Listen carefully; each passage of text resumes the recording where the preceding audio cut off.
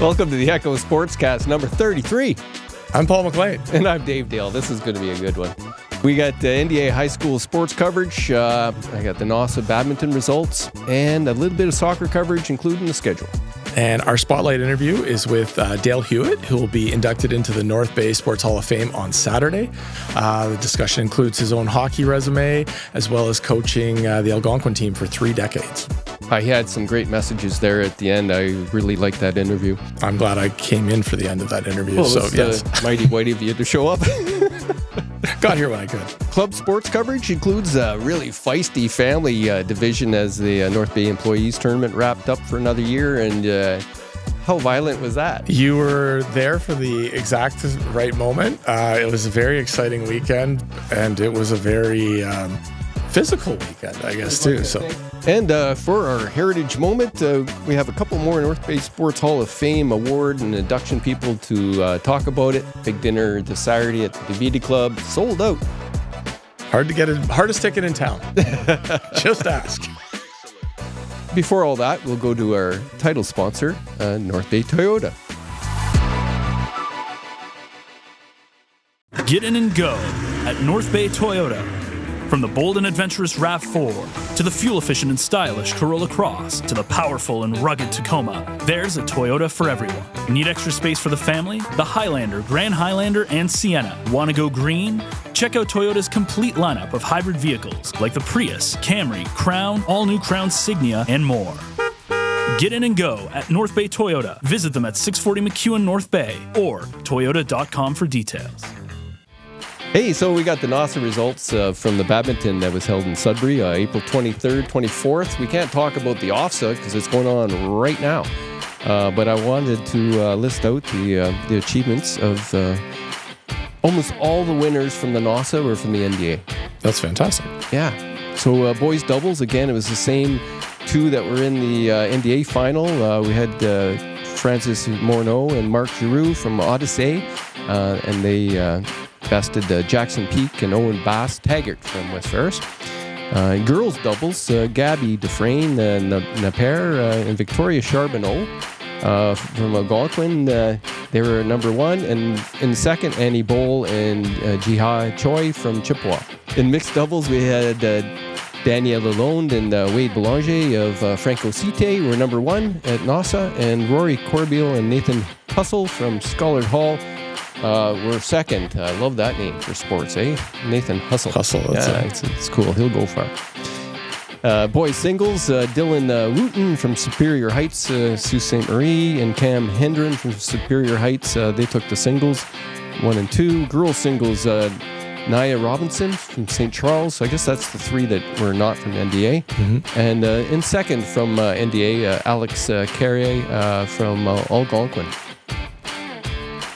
And they're the ones that went to OFSA, because only senior go to badminton OFSA, right? So in juniors, the ladies singles champion was first place Elizabeth Payon Natanov from Schollard. And then junior mixed, Ocean Levasseur and Evan Smentana from Algonquin. Not bad. And novice boys doubles, we had in second place at NOSSA, Aiden Duchesne and Felix Belanger from Algonquin. Girls doubles, novice in place in first with Zoe Mayotte and Ariane Diebel from Algonquin.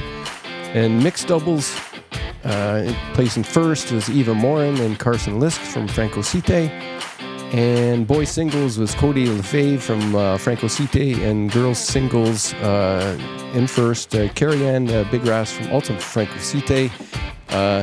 The Cody Lefebvre. That Lefebvre number name always comes up with Franco-Cité. It must have a big family. Big family, yeah. Athletics. Well, congratulations to the NOSSA badminton achievers.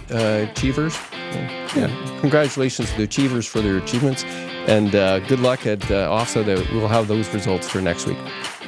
Sounds like we're turning into a bit of a badminton factory, and I think that shows. I know My son Emmett was playing in a grade 4, 5, 6 tournament that was at KTP, and I know there was a bunch of Panther kids from his team all battling and in the finals and stuff. And again, I don't have the results for all of it, but I know it was a really busy day. I saw a lot of sweaty kids coming out of there, so it seems like they're definitely onto something there, and it's having effect, or we're seeing the results. I think badminton is one of those sports that is great for any athlete that's in any other sport to use as an exceptional, not only cardio training, hand-eye, and the deep sort of squat with one leg reaching. Right? Lots of body mechanics. Yeah, it's a great sport for that. And, of course, for those who take it to the next level. Yeah. For NDA Soccer, I actually spotted, I think it was a junior Ferris team playing Franco Cite out on Omichel, so I got a little eye candy from that game. I'm going to start with the Varsity girls schedule, and that matches up with the results from the other night, which is the video you're watching right now. West Ferris beat Franco Cite 6-1 at the Omichel Field. That was on April 28th. Chippewa, I believe this must be a typo, but 17-0 over Northern at the Nipissing Field.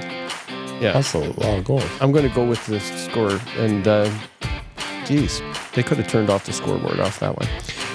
April 29th, at 6 o'clock, Algonquin got blanked from Schollard 2-0 at the Schollard Field. Next week, on May 5th, you can catch the action at the Algonquin Field as Chippewa visits at 4 o'clock. May 5th, at Omichel at 6 o'clock, West Ferris hosts Schollard. And there's also Northern and Franco Cite playing at Northern. So in senior boys, on April 29th, Chippewa blanked Schollard Hall 7-0 at the Schollard Field. At 4 o'clock, it was a tie between West Ferris and Franco Cite at the Nipissing Field. Next week, on May 6th, the boys seniors West Ferris hosts Algonquin. Should be a good game at 4 o'clock at Omichel. And May 6th, Franco Cite hosts Schollard at 4 o'clock. And in junior action, we have April 29th, Schollard blanked Chippewa 4-0 at the Schollard Field. It was a 0-0 finish between West Ferris and Franco Cite at the Nipissing Field, or they just didn't report the score. Next week, May 6th, the junior action continues with West Ferris hosting Algonquin at Omichel at 6, and Franco Cite is hosting the Schollard Bears at 6 o'clock. I'm dying to hear what's going on at Source for Sports. Well, you would think with the spring and summer weather getting really excited. It must be all about baseball, right? I want to say that. It's all about hockey. Oh, wow. We are... The season never ends. It never does. So we're in the 25-26 season, right in the middle of tryouts and everything. So it's very busy, lots of skate sharpening, lots of kids on edge getting there, getting ready to go out and try to make the teams that they're hoping to be on. And then as soon as that's done, we'll roll into getting all their stuff, whether it's uniforms, equipment, swag that needs to be done.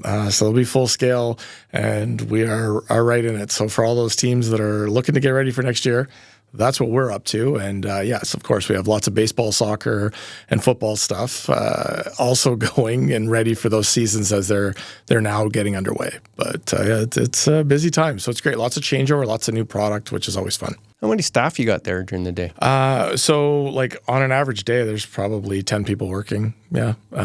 It's like we're up to about 30, a little over 30 in staff total. So it's a busy spot. Lots of people with lots of jobs working hard and getting things done. It's fantastic. Like it really is fun to see. And more and more now, I just try to stay out of the way. Yeah. If I can't screw it up, if I didn't put my hands on it. So. Well, it seems like you have a good thing going there. I have a question for you, and I don't know what to do with these old... I got a pile of hockey sticks. Right? Yes. They're no good for anything. Maybe it's a road hockey game, their last life. Yeah. Is there any place that recycles them, or what can I do with these things? So I know that there's some places that we send sticks off to actually who will like repurpose them, and they'll turn them into things like barbecue utensils or... Oh, okay, right.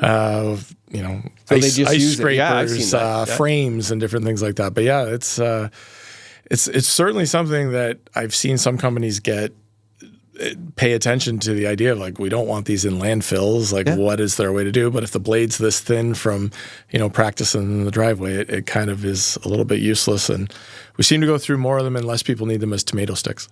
Yeah. So, that's funny. Start a tomato garden, but Well, now I have an idea what to do with them. Yeah. Lots of arts and crafts. I've seen some like amazing stuff, whether it's tables or full-on Muskoka chairs that people are making. They got like goalie paddles on the side. So something. Maybe you should promote what people do with those things as just a sort of an oddity for your social media page. That would be a fun way to find sticks in the wild. Yeah. There you go. Well, thanks for Source for Sports supporting the Echo Sportscast. Appreciate you as a sponsor. Love being able to talk to you about all things. Yeah, no, this has been just an amazing experience, and I really love the tie-in to it. And this has been a lot of fun doing this with you. So I'm excited to keep going. Can't wait to see new ideas. Well, it's really great to have Dale Hewitt in here and talk about his induction into the North Bay Sports Hall of Fame. Yeah, and obviously, as you'll see, I come into the interview a little bit late. It's on brand. It's on brand, yes. I know, exactly. If I'm early, I'm going to wait outside just so I can get here in time. But it was perfectly timed for the discussion. You actually you came in as Dale was talking about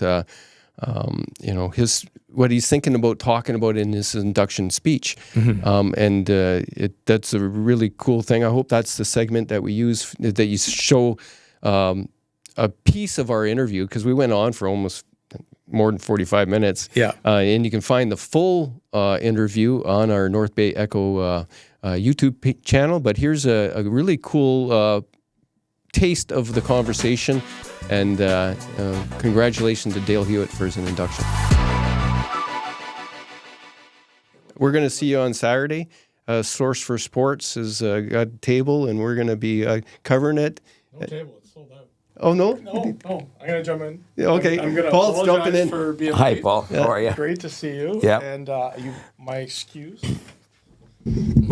for not being here is as a hockey parent in the midst of tryouts. So certainly something that you can appreciate and have been through the many, many times. Been down that road a lot of times, Yeah, so 3 kids all in tryouts, and life's crazy right now for all the hockey parents that are out there. It is, it's like a game of Survivor, I think it feels like, and there's definitely lots of parents and kids on edge. So it is what it is. I remember there was times, and you leave the rink and you're not always the most popular person with everybody. It's hard. I've been on the receiving end of being cut myself as a kid. I've had to cut kids, and it's really hard. And you kind of hope that the kids that you maybe cut can develop that maybe chip on their shoulder, that I'm gonna come back and I'm gonna show you. And I would encourage that. That was the message I gave to the kids was, this is a setback now, but it doesn't need to be. It doesn't need to be your story. You can make it different from here, which I think I kind of walked in on the end of talking about how you took that as a coaching philosophy. So. Yeah, I did. And again, when if a kid gets cut, I mean, he's probably got a better opportunity where he's going to go next to improve his skills. He'll get more time on the ice. He'll be in better situations if it's hockey, and he might come back better and stronger the next year. Yeah. Or even create a new interest and more time to play a different sport and find that you love that more too. So, anyways, it's a wild time, and I'll share with you guys one other thing. I the first team I ever went out for. Yeah. I was 5 years old. I wasn't allowed to go out because the coach didn't want me because I was too small. So I had to go play at a different playground. Yeah. Because it was playground hockey. Well, yeah, exactly. That's what it was, yeah. And my brother told me that the other day. He says, you were cut from the first team. You were too small, so they had to bring you to a different playground. I don't remember it. But that's a great attitude, too, though. It's like, if somebody doesn't want me here, somebody will want me somewhere else. And I can go find that. And I still have a chip on my shoulder for that team that I got cut from in Pee Wee that I thought I should have been on, but it's good. It's a good, if you can use that fuel in the right way, it can be a good motivator to make you get up and do the extra and stuff. And that's true. that attitude never actually helped me in hockey, but it's been a thing that I've been able to find, and I think it really does. Like, I think about that when something doesn't go the way I want, and maybe that's part of the reason why I'm a person that doesn't take no very well for an answer. Is like, well, there's got to be another way to do this. So, yeah. Anytime I've been cut or fired, and there's been several times, I have always considered it an opportunity to prove the person wrong and go do it anyways. So I take no as in, no, thank you. Yeah. No, thanks. Oh, life's full of peaks and valleys. And the valleys sometimes are getting cut from a team. The valleys sometimes are, banging up your car or something, I mean, there's, and sometimes self-inflicted, sometimes just happenstance, and makes you feel that the world's against you. But it's that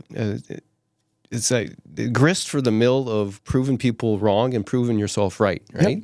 So you need that, I think, peppered in with some achievements. Yeah. And sometimes the coaches are wrong because they're humans too, and they make mistakes and see different things. So you can be right in the fact that you didn't get what you wanted, but that and $1.90, I guess, will get you a cup of coffee. So just about that, for sure. Well, thanks for joining us, Paul. Well, hey, I thought I would come in and change up the format a little bit. Well, it's very good. No, it's cool. And that's the way life and things go. You just keep moving along and adapt, right? Like you say. That's right. It's a matter of adapting to the situation at the moment. So we're going to adapt to the Hall of Fame dinner, and we may be standing in the back row because everybody wants to be there. Yeah. And it sounds like sheer chaos and trying to coordinate. It would have been the second time I was able to sit down and have dinner if we would have had a table. I was trying to get them to open the stage up top and make like some sort of press gallery or something, but apparently that's a safety concern over us falling off, or I don't know. Yeah. It sounds like the seating arrangements at the Davidi Club are very, very you can't break the seating arrangements there. It's going to be, I guess, it's going to be a full house. Yeah, it'll be full house, always is. Lots of people show up to support people like yourself that are being inducted. And it's a great night of sharing what it took for you to achieve what you achieve. Yeah. And so much humility up there, because everybody that does make a speech ends up thanking the people that helped them get there. And that's a very touching moment. And sometimes it's the only time that they have an opportunity to thank them. So, and I think a dinner like that, and I think an awards dinner like that, is an opportunity. And I've been there before a few times for people who are getting awards or inducted, and I did receive an award there years back for hockey. And what amazes me is when you look around that room, and there are so many people who do so much for the city, and you kind of say, geez, there's that many people involved in helping kids in sports in this city, and it's amazing to see, to what extent, yes, all these people are there, and you look around and you say, okay, I know what that guy's done, and I know what that lady's done, and you go, holy jeez, there's a lot of people who give a lot of time. Yeah, it's really a wonderful way to celebrate it, and it's also, I think, a great way for people to learn some history. And I think for someone like myself not being here, but having been here for a while, I never seem to stop learning, whether it's stopping in for the coffee talks or having these interviews. It's been a great way, and that's the best way for us to learn how we can continue to build on what's been done in the past and make the sports and the events in the city even better. Yeah, what I think they should have is a dinner for the spouses and partners of the people who do put in a lot of time, because they're if you're at the rink 28 days out of 30, then someone's minding the home front. Somebody's doing something for you somewhere else. Your duties at home aren't being fulfilled, by yourself. So someone else is doing it for you. And that's, you gotta have a team member there as well. Well, maybe that's something we can get onto. We'll make sure that we have a table.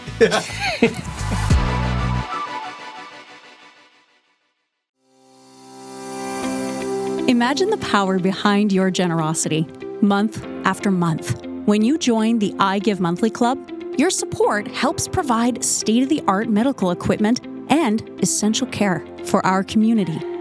Every month, your gift, big or small, adds up to something powerful, ensuring our local hospital has the tools it needs to provide exceptional care for our friends and loved ones. Join over 220 generous monthly donors who are already making a life-changing impact. From essential equipment like MRI machines to life-saving cancer care, your commitment, month after month, helps transform lives. Signing up is easy. Visit nbrhcfoundation.ca to join. Your monthly gift helps ensure our community's healthcare stays strong and accessible all year round. So I show up at Double Stinks. They're thinking we're going to have a nice little family recreational good times championships, and I was not disappointed. Yeah, I fresh off of being home for Easter and checking in with my family back in Collingwood and my brothers that live in Toronto, and just trying to, hey, we should put a team in the family tournament next year and come up and play. It'll be lots of fun, and maybe we can even get I can play with my nephew, and my own, girls can play with their uncles. And so I was excited about that idea. I think it's a great thing, and we get there, and I didn't understand how intense family hockey was in the North. I should know better, but wow. It was a wild weekend, a great time. You really, that last weekend of the employee tournament, and we had some great weather the one day. But everybody's there. It's a great celebration. It used to be the end of the hockey season because the ice would come out right after. But we got tryouts going on for the kids. But for the adults, this is the end. And it's just such a great way. And you even have people that come to watch the games, people that are up in the bar and like, oh, who are you playing with? No, I just came to watch and have a beer or have a drink. Well, it's a great social event, right? It really is. We talk about that too. When the new rink opens, is the tournament going to be there? I'm like, I don't know that the new rink's going to be as well suited because that upstairs bar, and let's be honest, it is, beer league hockey, so we don't need the extra length and size of a proper rink. I mean, that's the one part where the Double Stinks tiny dimensions kind of come in handy. But it was good. So, but yeah, your timing was unbelievable to come catch a great game between the lads and dads versus the Gravels. Well, I actually showed up and for the Browns playing Legettes, right? And that was fairly tame in comparison, but I was expecting a little bit of friction. I knew some of the people on the ice, and very competitive, and it wasn't like the next game I saw. Yes, they actually was very tight, very close. It was tied there for a little while. I believe the final score was 4-3, and it was a good game. Jacob Brown was in net for his Browns team, and they won against the Legettes. I'm trying to look to see their top scorers. Number 4, Kevin Perreault. He scored twice. Jacob made some key saves. It was actually really good hockey. Yeah. There was, and I think that was the other part. If you just expect the family hockey to be out for a fun skate, we did discuss the idea of having a family rec division next year. So I'm sure that's going to happen so that we can maybe separate. But when you're playing for your family name and pride's on the line, and it gets intense at the end, sometimes tempers can flare. But it was a lot. Jacob actually gave me some insight into their weekend. They had a blast. It actually sounds like there might have been more excitement going on within their team than who they were playing against, but that's what families are for. Well, if I read out the names, Curtis Winrow is on the team. Always a competitive guy. Jacob Brown, Reese Brown, his brother, Kirk Brown, the father. I remember I coached with those guys, and my kid played with them. With Landon Jackson, Nick Morin, who was also a West Ferris guy, Cameron Morin. I didn't recognize them on the ice, but it was cool. Al Ribeiro. We got Darren Topile. So that should be Damon Topley. So Tops was on there. Oh, no kidding. He was on there? Yeah. Okay. Now, Tops and Curtis both missed a game because they were at the Dome with the Mississauga stuff, because it was, as you'll see later, it's Damon's sister is coaching the Mississauga team, so they were there. But anyways, so. Okay. Yeah, and some it was Brad Berube, former Cooper. goalie playing out. Yeah, no kidding. Oh, yeah. So you know this team. Drew Wallace, who was from West Ferris there, he's a good player. I didn't notice him up there. Might not have been on that last game. Caleb Benet and Tim McWhirter. Yeah, so congratulations for your win over the Legettes. I'm sure it seemed like you all had a good time. I got the video of the team and right on. And then we move over to the Gravels and the lads and dads, which was Rob Ladisseur's basically team. And it was ended in a brawl. That's all I got to say. I mean, it was a wild back and forth game, like plenty of scoring, lots of excitement, lots of hard play, some great players on the ice too on both teams.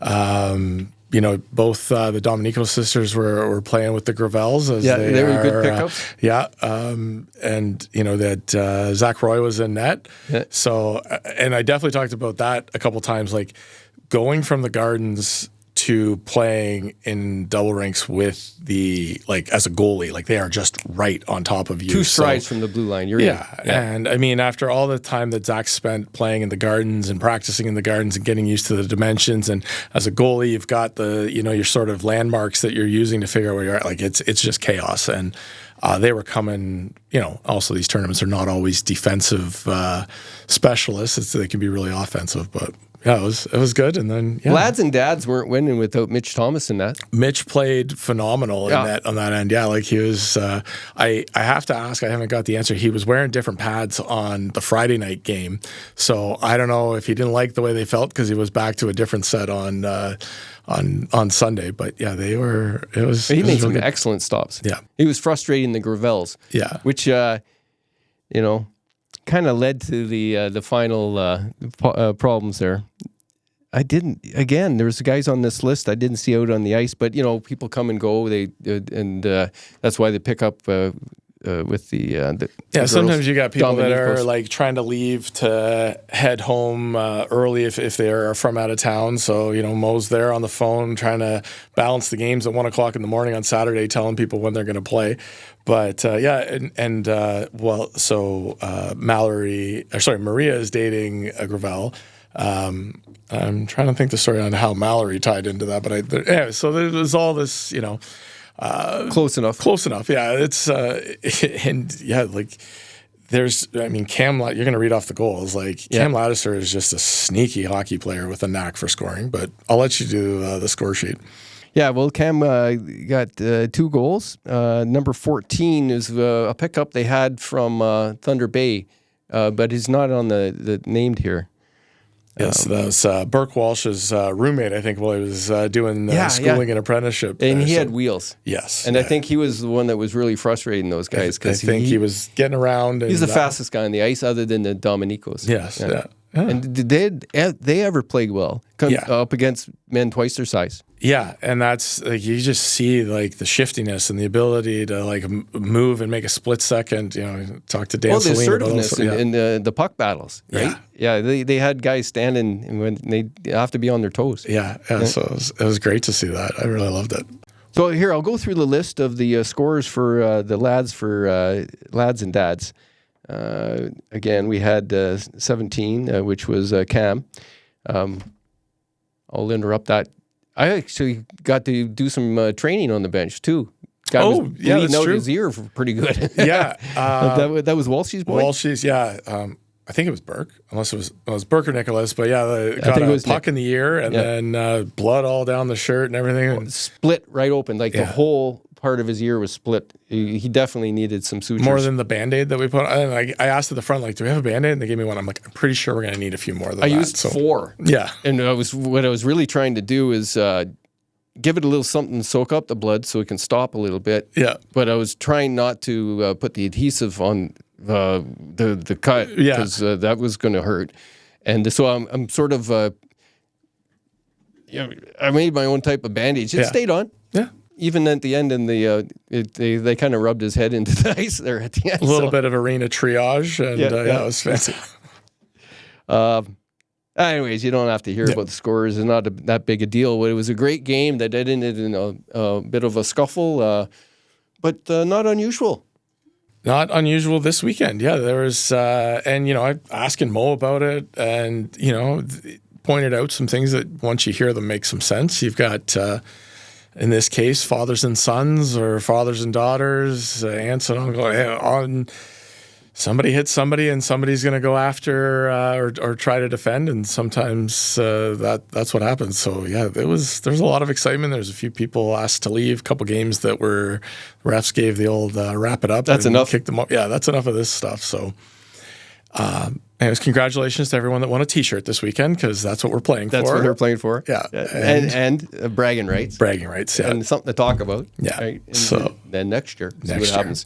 I don't know if you could have the Gravels play any sport without something happening. It's an intensity. And it's said with utmost respect for competitiveness, because I know these guys. Yeah. It's great. No, and it really is. Like, it's so great to see. It's great that, for our people that went away to finish their hockey and still get to play something competitive. And then you've got, whether it's kids coming to get to watch their dads and moms play that have never seen that before, or parents getting a chance to watch their kids play again after, years away from the game and not being a minor hockey parent anymore. So, yeah. Well, what I love, again, is when I first came to North Bay, I covered the OHL and Sense. So I got Mike Gillies there. Yep. I've known him for that long. And he lives out in Corbeil as well. And to talk to his wife and to sort of reconnect a little bit. Yeah. Hear about their son and what he's doing. Then, of course, Lads there. I met him when he was playing for the Canadore Panthers. Okay. Way back when. Yeah. Right? And it's just nice to see those guys again. Yeah, it was cool. I love that hockey for that. Yeah. So, again, fantastic. Again, one final, just congratulations and shout out to Mo for being Mo and putting on an unbelievable tournament, and just being kind of the host that he is, and the guy who's got an answer to everything. Oh, yeah. There seems like there's nothing he hasn't seen and something he hasn't prepared for. So it's, we're really excited. We've got lots of ideas of what we want to do to kind of build onto something that is just such an amazing staple of, the North Bay hockey scene. So that top division for Family Feud, there was another game I forgot to ask you about, the Beaudries against Shashanks. Yes. So last game of the day, the coveted 4 o'clock slot. They were also undefeated, but they were... Yeah, ranking through some statistics or something, how they do. Again, we had the paper and the calculators out, so we might go a little more automated next year, a little bit of stuff online, but I'll make sure that we still have the board up, because everybody loves to see the standings on the board and the scores that way. But so who won that game? So the Beaudries held on to a 5-4 win over the Shanks, and scoring. Tight one. Yeah. So, and no assists. So either the referees were done by that point of following the game, or it really was a lot of lots of individual efforts to find ways to score goals. So Mark Sharon had a hat trick for the Beaudries. Chris Beaudry had a goal, as well as Bobby Arland, and scoring for the Shanks. Bryden Shank had 2 goals. Caleb Shank had 1, and Andre Filiatro had 1. So excellent. Congrats. It was a lot of fun, and done just in time to watch the Habs game and finish up. And then that cleared out, and there were hockey teams coming in for tryouts starting that night. Yeah, so busy with all of that. Yeah. How's tryouts going? I'm glad you asked. Why was I late for my interview? Where was I? I just want to say to all the parents that are out there and all of the kids that are out trying out, this is a really stressful time. So I talked about that Laker. If you're, and if you're the neighbor, might be one of these players, or, doctors or lawyers or other professionals that you use in town, and their kids play hockey. Well, right now, if you're playing hockey, you are very nervous and on edge because it's tryout season. So AAA tryouts have kind of gone through now, and the boys were into the AA level tryouts. Those all started Monday. Girls are in full swing, about to start, selecting teams really soon. So, yeah, as a parent with kids trying out, and I can tell you, it is a very stressful time. You're worried about your kids. You're wondering about every single shift and things that they do on the ice. Hopeful for them, wishing you could help do the stuff, in their place, but it's a time. And so I just want to say to all those parents, like, I'm with you. I hear how crazy it is. I hope you get through it. And remember, wherever your kid lands or ends up, it's just an opportunity to do something, use that as a positive. If you made the team, congratulations. If you miss out on the team you wanted to be on, don't let it get you down. Dale Hewitt's interview too talks about that. Like, what can you do to make a difference the next year? But yeah, it's wild, and I'm on edge. So I'll tell you one tryout story from my son's career. I think it was second year Bantam. Okay. And he was going to play out again. He alternated from goalie to out, and it didn't make sense when he got cut. Yeah. It didn't make sense at all. Other than the fact that I was on the executive, and other people on the executive didn't like me, and I didn't like them. We had a clash. Yeah. It didn't matter. So, we're at I think it was the Boston rink, and Dylan comes out, and he's just like devastated. Right? Yeah. He comes into the car, and he's just like, "What the hell was that?" Yeah. Right? He says, this doesn't make sense. I said, well, your dad got you cut somehow, right? It's me. This is just payback. Yeah. Sorry for your luck. Your dad's a bad guy. But you're going to go to a house now, and you're going to probably be welcomed on that team. Yeah. And here we go. So we, it was a little bit of a discussion about it. He agreed. He said, okay, whatever. Yeah. Right? And so we were getting ready for the when they were going to pick the two Bantam teams that we were going to have in a house out in East Ferris. So we're at the Esterville rink. And the cut was so blatantly sort of thing. There was some more discussions, and it came around that somehow this wasn't going to be let just like that. But what happened was one of the other big guys that on the team broke a finger or something like that. Okay. Right. So now they needed another big guy, and so Dylan was going to play an exhibition game to see, this new evaluation, an exhibition game against West Nipissing State. Yeah. And so Dylan checks this guy, and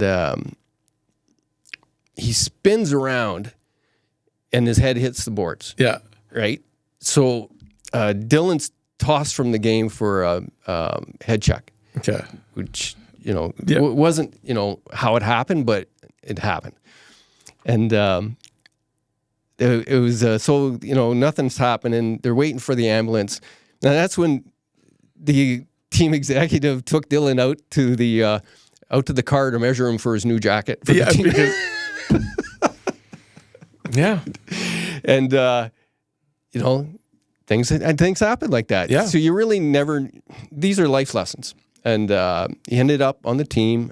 He played his role. Yep.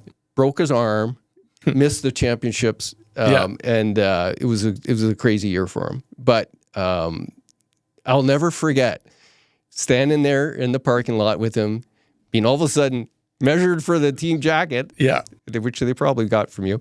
And probably did, yeah. And the ambulance is pulling in to pick up the poor lad.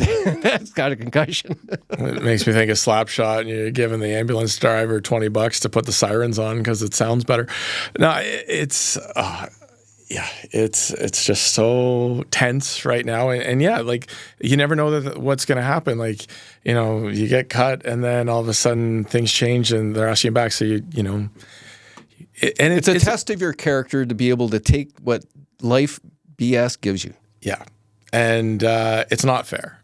Not necessarily. It's really not, but I think it might be one of the true things in life is that, maybe that kid did make it because of who the parents were, or maybe he didn't make it because of who the parents were. Exactly. And that's going to happen in life when you're trying to get a job. Somebody might get that, or when you're trying to get a contract, or so. And by I mean business contract. I don't mean signing a contract for playing hockey, because that's probably going to happen to what it none teaches of them. you is that it really counts who's your friend and who isn't. But also, life goes on afterwards. It doesn't end when you get cut. Yep. And the other opportunities arise if you're ready for them and open to them, right? Yes. So if you end up, for example, had for some reason we didn't like the cut and we decided to go on a rampage, like that's how you feel. Yes. That's what you feel. Yep. Then there wouldn't have been anything else after that, because then you've already made it worse, right? So as long as you don't make it worse, Don't dig a deeper hole.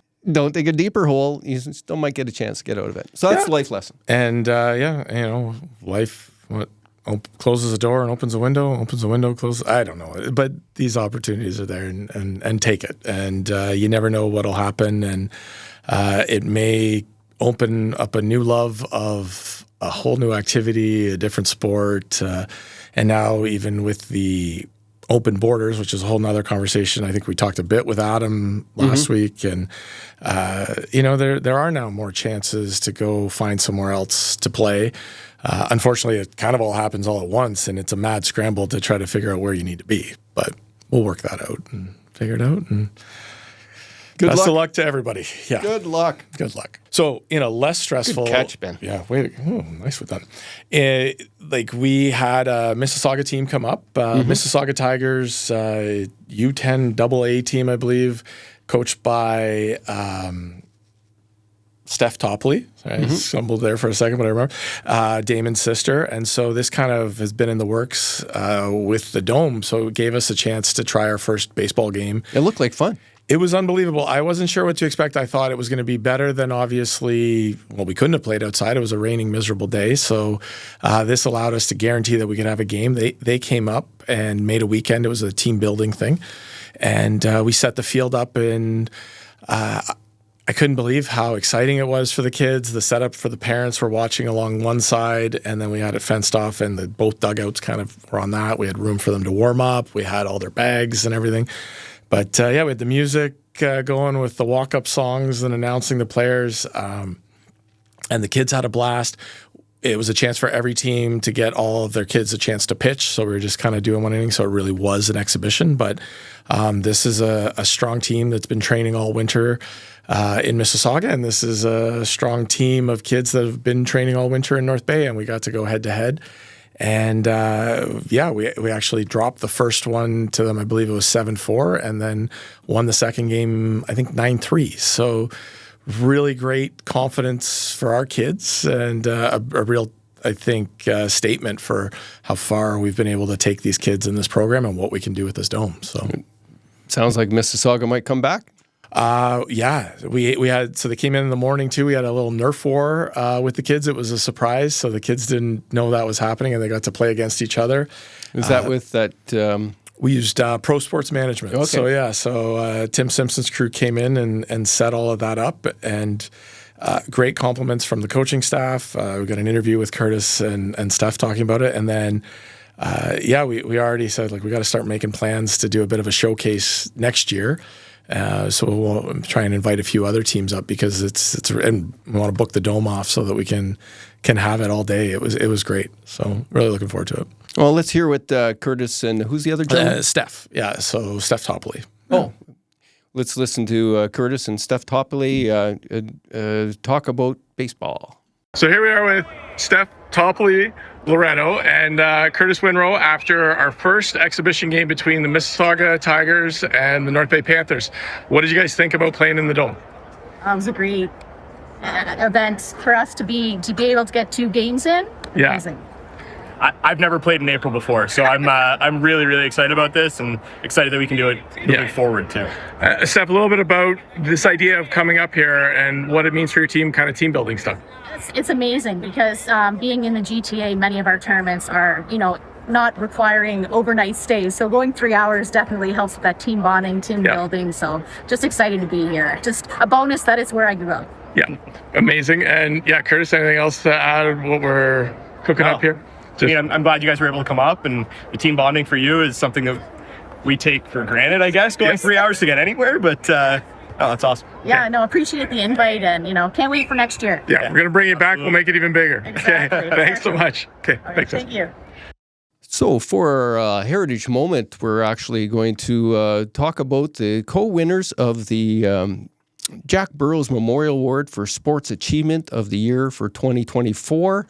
The award is being shared by Ryan Hunter and Rain Bradley. Right on. Why don't you start off with Rain's... Discus thrower Rain Bradley's dominance nationally, provincially, regionally, and locally has been impressive. The 16-year-old Chippewa secondary school athlete won multiple medals at multiple high-profile track and field meets in 2024. He won silver in discus U16 at the Legion National Track and Field meet in Calgary and won gold in the same event at the Ontario Summer Games in London. In the spring of 2024, Bradley won the 2024 Fergie Dowdle Trophy as the top athlete at the NDA Track and Field Championship in his first year. Went on to break long-standing NOSSA novice discus records set by current Toronto Argonauts lineman and Algonquin alumni Ryan Hunter when Bradley threw the discus 50.2 meters in June 2024.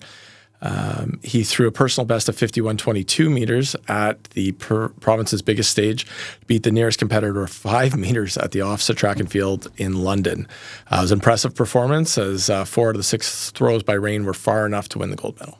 Wow. Yeah, and really cool to tie to Ryan. I knew Ryan had a really great career doing track too before he left, but I didn't know he had that record. So yeah, he broke some good records there.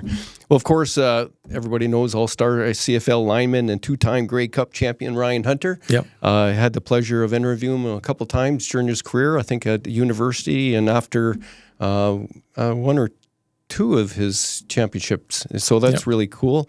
I'm glad to hear that. He actually shared the award with Tyler Mullen and Cam Daniels in 2022 when he first won the CFL championship. Okay. So that's cool. It is always an honor to be recognized by the North Bay Sports Hall of Fame, he said. So many great athletes are eligible to win these great awards each year, and I am just thankful the committee chose me to share the award with Rain. He's a really great guy to talk to interview, a professional, and he's been through this since he's a kid. I actually have photos of him playing junior for Algonquin in football, and he was just towered over the guys there. I'll keep reading some of his quotes. He reached out Rain. He reached out to me before his OFSA just to pick my brain on how the experience was for me and how to prepare for it. And I've tried to keep him as level-headed and in his own world as much as possible. We put so much weight and magnitude on these events, on our success, on our achievements, that we forget that we're still playing a sport, and you cannot forget to have fun. It was a kind of a passing of the torch, and I'm glad that he is the one carrying it right now because he's doing an incredible job. And I've got an interesting follow-up here on that conversation. So from Rain, it means so much that the North Bay Sports Hall of Fame Annual Awards Committee recognized me. Ryan Hunter chatted with me and gave me advice before I competed at OFSA. So to be up against him was a particularly special and an amazing feeling just to see my hard work pay off. And I'd like to say thank you to everyone who helped me along the way. So, yeah. And well, of course, Hunter re-signed with Toronto, extended their contract. Of course, he's made 17 starts last season, playing both at guard and tackle, and he won the CFL's most outstanding offensive lineman award in 2024.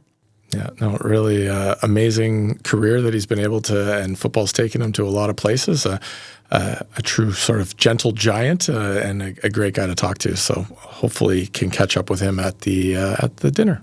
And let's not forget, he's also got the NFL Super Bowl in 2020 with the Kansas City Chiefs.